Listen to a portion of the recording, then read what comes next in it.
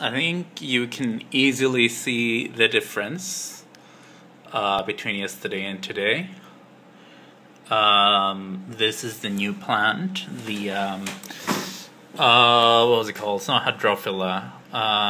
People call Marema is the Japanese name.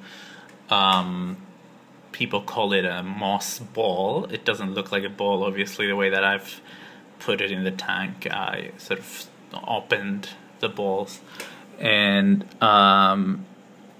spread them over the steel wool and fixed them onto the steel wool with wire. That's PVC coated wire. So in theory it is suitable for using in an aquarium. I hope it won't cause any problems. That mesh, chicken wire really, in the back is also the same material. So the idea was to hopefully get the Java moss, the sort of fuzzy looking thing in the back, to grow onto that mesh and create a sort of veiny carpet type thing. Well, not carpet, a sort of wall, I guess. Tapestry of Java fern. Java moss, I'm sorry, in the back. So yeah, the other thing I wanted to do is to get the gravel to look dark and shiny again, but that did not happen. Actually, things got worse. It was looking okay till I started putting water back in, and while putting the water back in, this happened again. So hopefully gradually I can get it to go back to the look that I liked. I still have some of the new washed substrate that I can add to hide those areas, but hopefully some of that just gunk basically is gonna get removed by the filter. There is unfortunately now some loose steel wool in the tank as well, so hopefully I can keep removing that. One thing I learned today is what I thought was purling, like purling from the plants, was probably caused by just having new aerated water put into the tank. Because I saw it the day that I planted the plants, and I'm seeing it now, though it's been disappearing. But you can see that it's not just the plants. Every surface, the heaters, the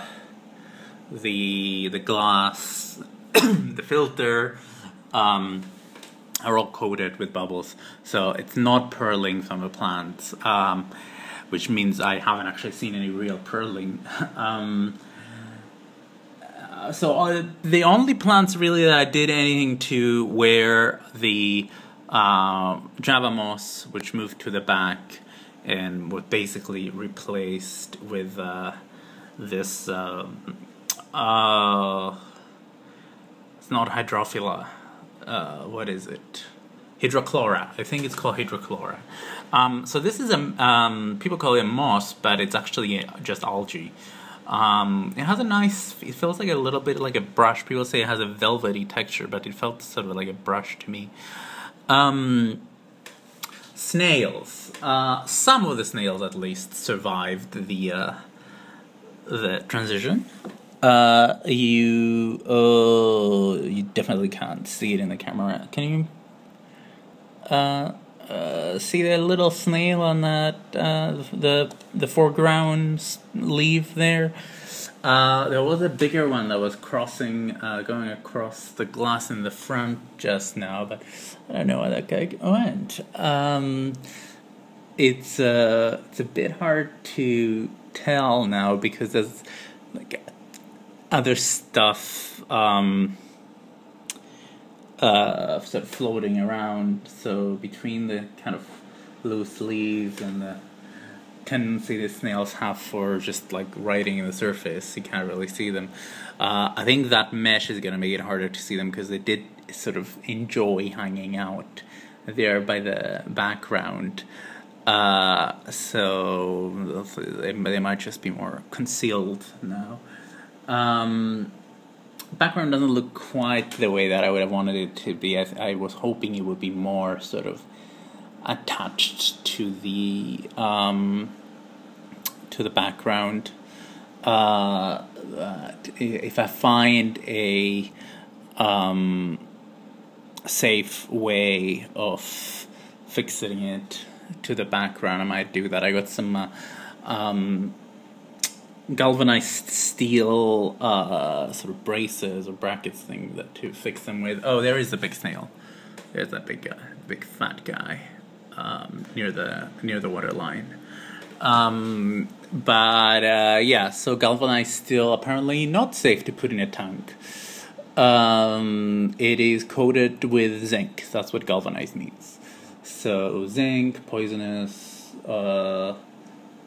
and yeah, not a good idea. I'm gonna finish this really quickly. These are my water tests for today. So not good.